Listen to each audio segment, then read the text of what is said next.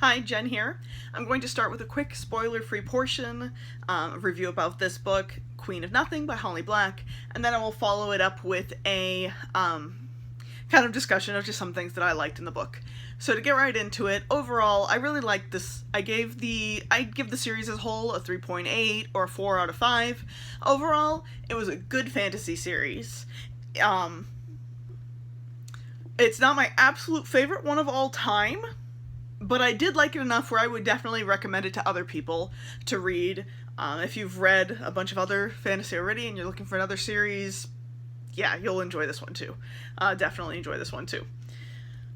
So, overall, this was a good series because the first, second, and third books were all fairly even with each other. There wasn't a book in the series that was really a dud. They all had enough action, they all had enough going on. So, for that, that's pretty good. Usually that middle book has a bit of a slump, but that didn't happen in this series. This book takes that storyline and kind of wraps it up. I am not entirely sure.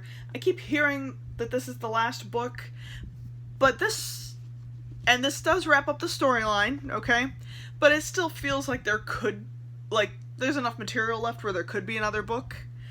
If Holly Black was so inclined. So I'm not sure if this is going to go beyond this or not. If they had another book following Oak later, that would be pretty cool. I would be on board with that for sure. So yeah, I recommend it if you liked the rest of the series, and definitely good for fans of fantasy. So that's the spoiler-free portion. Right into spoilers. So now we know why the snake's on the cover, right? And now hopefully anyone who didn't want spoilers is gone, because now it's spoilers. So now we know why that snake is there. We know why that happened. I do have just a couple little things about this book that I kind of didn't like as much. For instance, that it turns out towards the end of the book that her being exiled was just a riddle or a joke.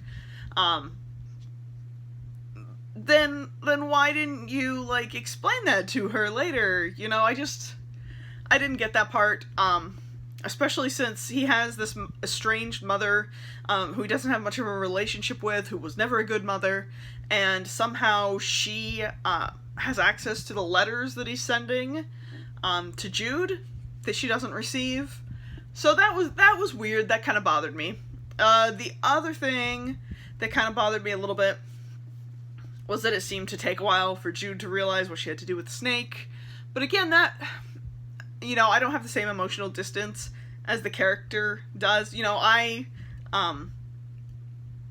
character's attached to, her Prince Charming fellow there, and so she doesn't want to kill the snake that he's turned into, The rest of us are just like, kill the snake, obviously, kill the snake, because that prophecy states that from his death a great leader will rise, and so it's just like, so clearly you kill the snake. So that bothered me, but that was really kind of it. Some other things I thought were interesting. I was a little tiny bit disappointed that Taryn wasn't worse than this. I kind of pictured her being even more villainous. I mean, she's done enough bad stuff in the series, but I sort of anticipated her and her father having a plan to kill off Jude and take over the kingdom. That's sort of what I thought was going to happen. Let's see, what else? I liked the trips to the mortal world were all fun. I like the new red cap character that they introduced. I can't remember her name, but I did think she was a pretty fun character.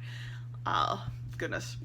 I think it's interesting that Taryn goes ahead and kills Locke, and it's funny because she kills him without knowing for sure that he tried to kill her sister Jude, and so you're kind of left thinking to yourself, so you just killed him for being a party boy, which you kind of knew was the case because that's the culture and how everybody is there. So that was fascinating. I did like that they didn't kill off Madoc at the end. I liked that he just got exiled to the mortal world. It's kind of fun picturing him, stuck dealing with mortal life. That's kind of fun. Let's see, what else did I like? Overall, there's a lot of cool stuff in that.